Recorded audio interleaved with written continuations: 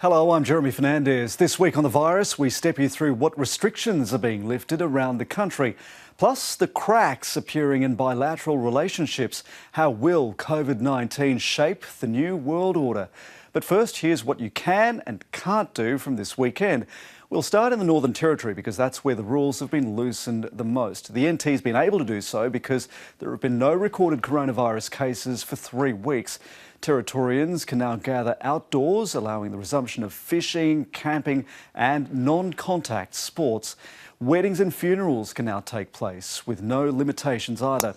Public spaces, including playgrounds, pools and water parks, are now open. However, personal physical distancing measures will still apply. This weekend, enjoy yourselves, take care, but please follow the principles. Don't do a Bondi, that's important. We still have indeed an emergency situation here, and we do have the power, if people don't do the right thing, to actually stop an activity or an event. It's worth noting that tourist destinations including Kakadu, Uluru and Nitmiluk will stay closed. Meanwhile, WA has also started a cautious relaxation of its rules. The 2-person rule has been eased to a 10-person limit. That applies to both indoor and outdoor gatherings. Group exercise will now be allowed. However, gyms, outdoor gym equipment, playgrounds still closed. But that won't stop you having a picnic with 9 friends, for instance, or playing 5-a-side soccer at the park, or even getting back on the greens. The bones are stiffened up a little bit, but that bending down again is... That's fantastic for young people, heading out and seeing your mates. That's a really big part of life that we have lost, and it's great to have that back. Well, the other state to offer substantial relief to isolated citizens is Queensland. You can now travel up to 50 kilometres from home in the state. However, recreational outings are still limited to members of the same household or 2 people. In a boost to small and medium-sized retailers, shopping for non-essential items is allowed as long as physical distancing is observed. Elsewhere, restrictions are still in place. There's been no change in South Australia, Tasmania and Victoria. The ACT and New South Wales are slightly easing indoor restrictions, allowing 2 separate households to meet, but there will be no further move until the figures improve. It is so important for us to be able to continue to capture the data, to be able to continue to follow up on anyone who has the virus and get in touch with their direct contacts. That's how we can control the spread and make sure the number of cases don't become unmanageable as we go through the process of starting to ease restrictions. And I can't stress how important that is. Gladys Berejiklian there. Well, Australians have earned an early mark. Those were the words from the Prime Minister as he announced that broader economic and social restrictions will be reviewed next week. National Cabinet will now meet next Friday to consider which ones can be eased. Scott Morrison says there are 15 criteria that must be met. The nation's already achieved 11 of those. Of those that remain outstanding, there is one that Australians can do something about, and that is downloading the COVID Safe app.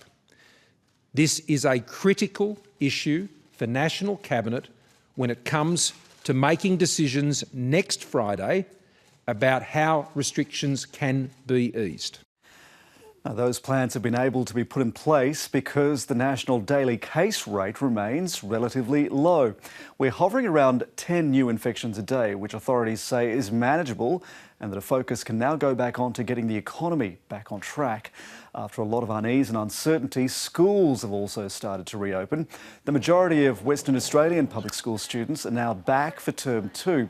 Parents were given the choice of keeping them at home and to continue remote learning.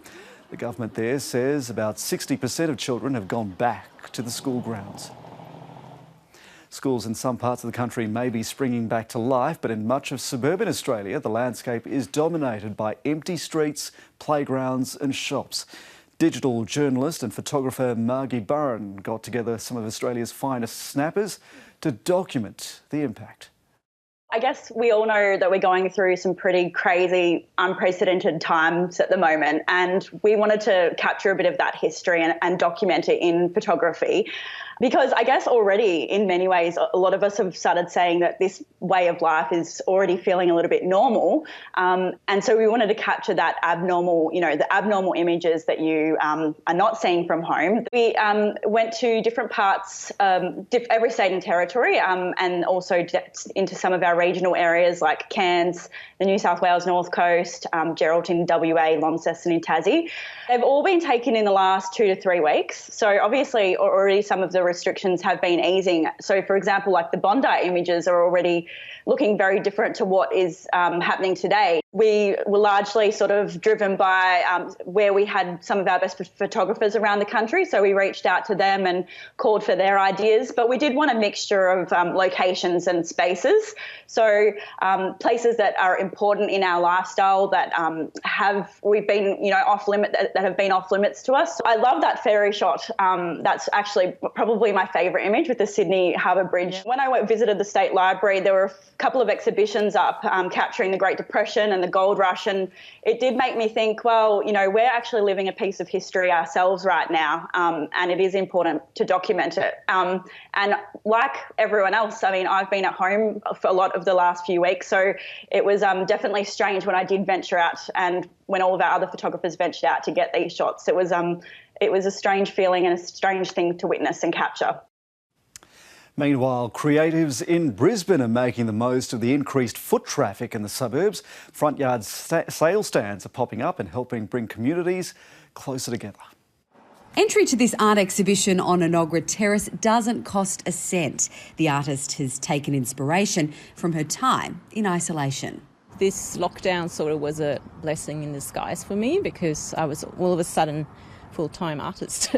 Her front gate gallery runs on a pay-what-you'd-like system. Not only has it allowed Annika Munkvist to make a little money, she's also getting to know her neighbours.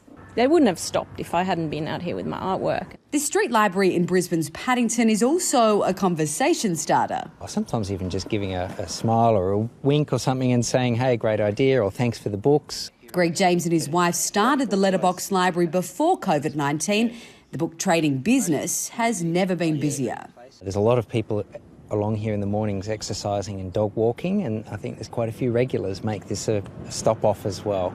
Up the road, seedlings are for sale but going dirt cheap. This gardener's selling his goods not for profit but for charity. Natasha Mirosh is also using what's in her garden and giving away her secret recipe for herbal tea. I've seen people actually pull up in their cars, so they've obviously read the note on the Facebook page and come specially to buy it. Others are just people walking by. This makeshift drive-through service at Woodridge is for more of a targeted market, offering meals for those celebrating Ramadan. 10-year-old Rupert Gooding has also found a niche during these uncertain times, selling socially distant-themed birthday cards from the sidewalk. Entrepreneurs say setting up shop is a good way to give back and pass the time.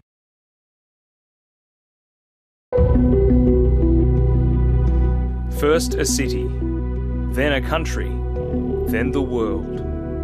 With reports of deaths on most continents and no vaccine in sight, the questions remain. How far will the virus spread? How many lives will it take?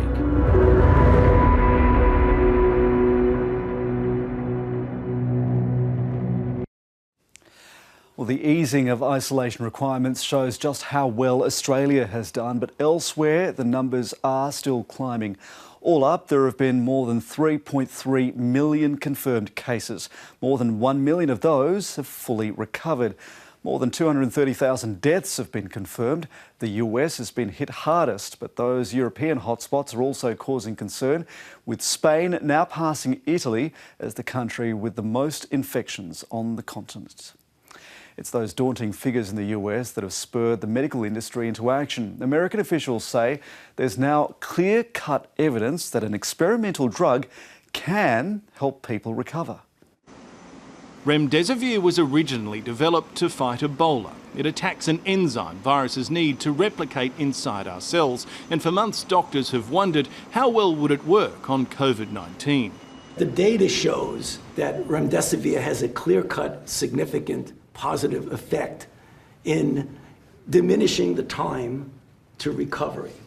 In a trial run by American researchers involving more than 1,000 hospitalised patients, the experimental antiviral drug reduced the duration of symptoms from 15 to 11 days, but the mortality rate only shrank slightly, from 11 to 8%. What it is proven is that a drug can block this virus. There are some patients who claim it's helped them. I think that remdesivir gave it the extra jump start or kick start or whatever I needed to kind of turn that corner.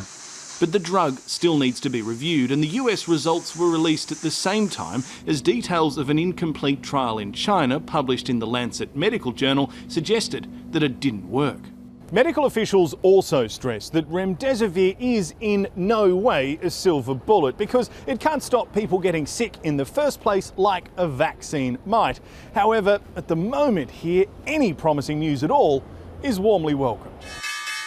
Wall Street bounced on hopes of a potential treatment, even as data showed the US economy contracted by 4.8% in the first quarter, and forecasters warned GDP could shrink by 30% by the end of June.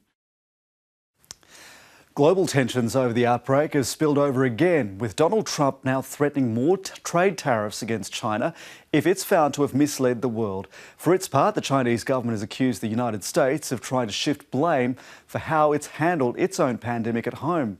North America correspondent David Lipson has the latest. Another day in America, another armed protest. This one in Michigan saw dozens gain entry to the Capitol building to demand the state reopen. Now what we're doing, Jim, is we're finding out how it came out. US intelligence agencies have concluded the coronavirus was not man-made or modified, but in a statement said they're still examining whether it began through contact with infected animals or if it was the result of an accident in a lab. Have you seen anything at this point that gives you a high degree of confidence that the Wuhan Institute of Virology was the origin of this virus? Yes, I have. And if US investigators conclude China deliberately misled, it's something that is going to have to be dealt with. Beijing has taken a dim view of such tough talk, and America's top diplomat has backed in Australia's calls for an independent investigation. I saw comments from the Chinese Foreign Ministry talking about a coercive activity with respect to Australia, who had the temerity to ask for an investigation. Who in the world wouldn't want an investigation of how this happened to the world? Your people are now dying. Chinese state media is mocking America's pandemic response.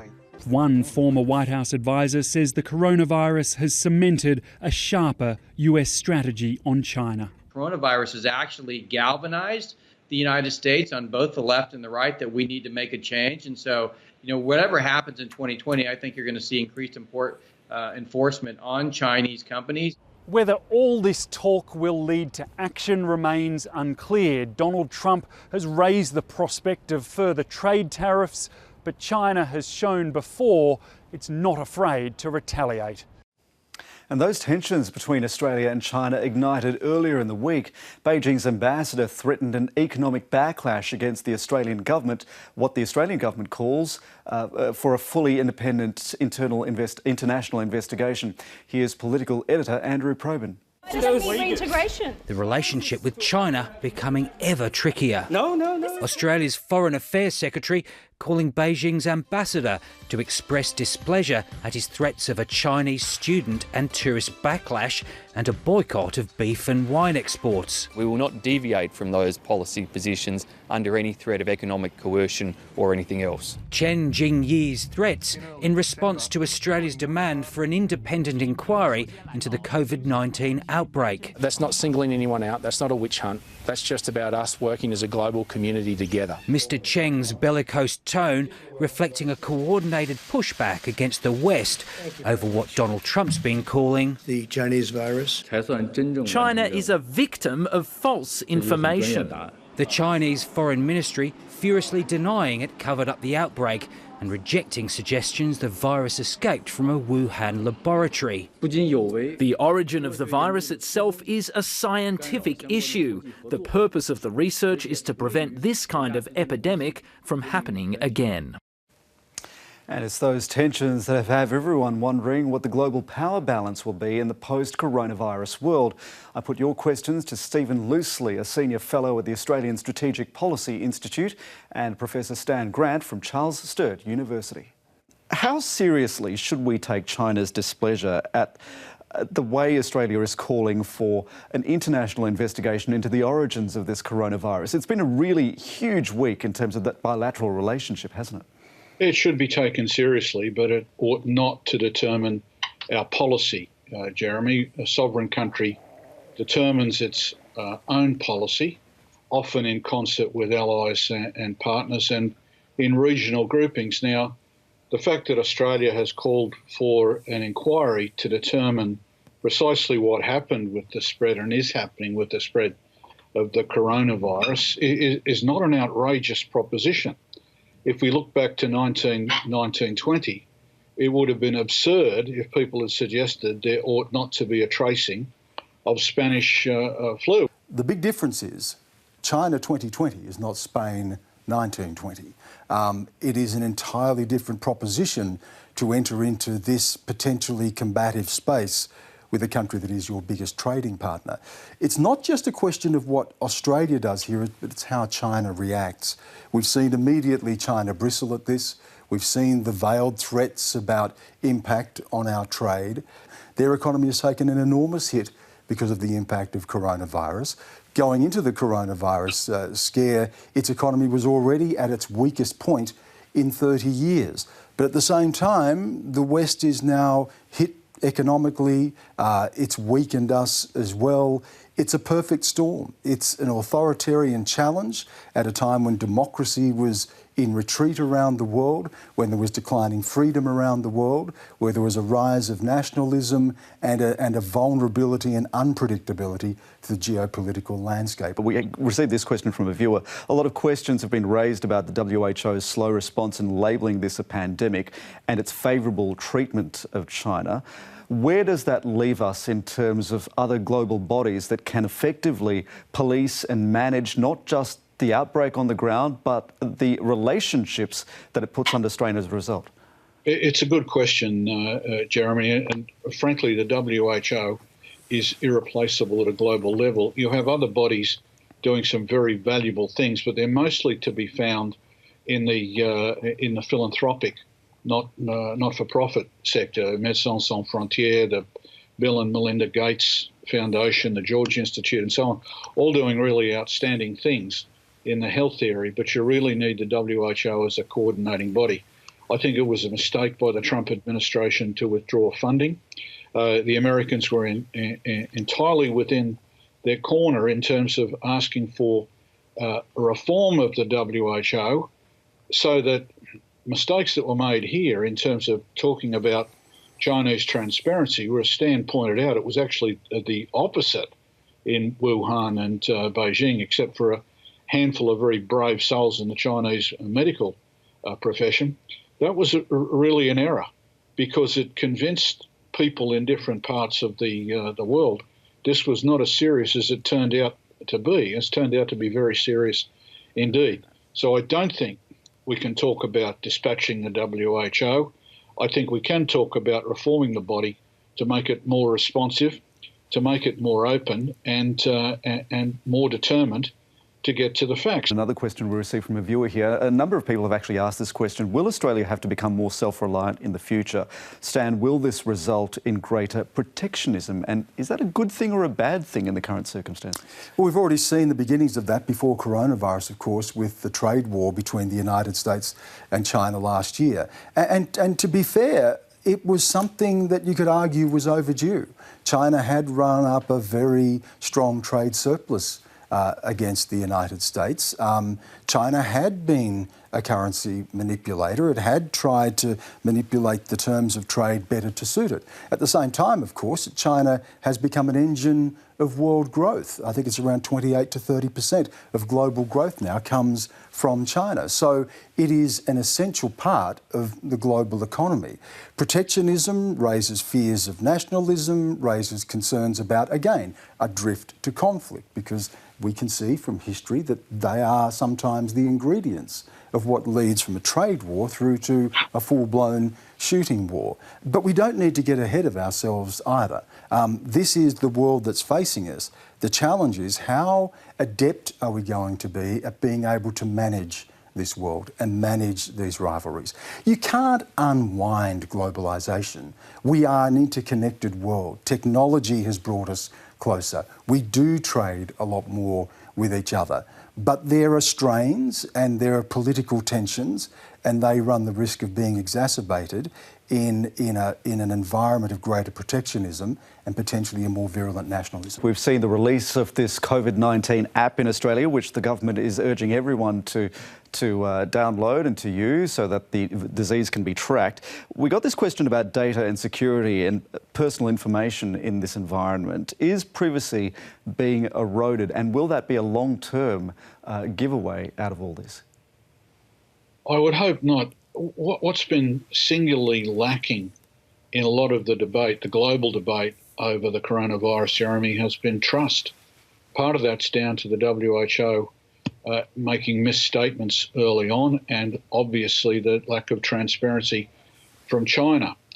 It's encouraging that so many millions of Australians, and my wife Lynn and I have signed up to the app, so many millions of Australians have signed up, and I think Chris Bowen did everyone a huge favour by announcing that the Parliamentary Labor Party was signing up, thereby making it bipartisan. And if this contributes to tracking the virus more successfully, more effectively, bringing the rates of infection and hopefully the fatality rates down, it will be a means by which a greater degree of trust is restored in government. Part of the problem in the United States, of course, is they don't have an equivalent of the National Cabinet, which is both federal and state and is bipartisan. The President has argued with the different governors.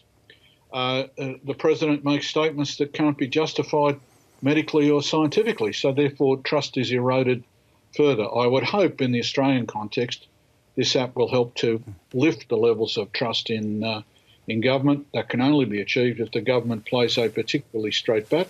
So far, I think they have. Stan, your view? I mean, how much of that distrust is legitimate, particularly when the government is managing your data? Well, distrust has really been at the heart of what we've seen as this populist wave around the world, a rejection of the elites, as they're called, a rejection of experts. We've seen this around the climate change debate, those who just simply refuse to listen to what science says because they don't believe in them. In Australia, we've seen royal commissions into our churches, we've seen royal commissions into our banks, royal commissions into our aged care facilities. There's been an erosion of trust in our institutions, an erosion of trust in politics overall, and that's contributed to the blowback we've seen politically around the world. But there is something else here, and of course, in a crisis like this, we all have to accept that we surrender aspects of our liberty. We are called upon to do that for the national good. But let's flip that and look at it through Chinese eyes. And I can tell you from having lived there and reported there are those who believe we are weak. There are those who believe that liberal democracy fundamentally is weak. We lectured them about their banks, and our banks collapsed in 2007, 2008. They've seen the West get dragged, the United States and allies dragged into wars in Iraq and Afghanistan that don't end, that cost us enormously in blood and treasure. They look now and they say, we are an authoritarian regime. We make no apologies for that. We responded to this crisis in an authoritarian way. We locked down. We stopped people's movements. We monitored people's movements. We have an ongoing monitoring of people and grading them on just how obedient and compliant they are. And then they look at the West and they say, where's your freedom now? Your freedom has abandoned you. Your belief and trust in your freedom has abandoned you when you are confronted with this crisis. That balance between how much liberty and freedom we give up, how quickly we return to that, and how strongly we defend those values against a Chinese authoritarianism is going to be one of the defining questions of our age as China continues to grow and exert its influence. Stan Grant and Stephen Loosley there. There's a lot more from that Q&A session. You can check out the full 40-minute conversation on the ABC News YouTube and Facebook channels. Keep the questions coming in. We'll hold another live stream next Friday at 3:20 p.m. Eastern Time. For now, goodbye.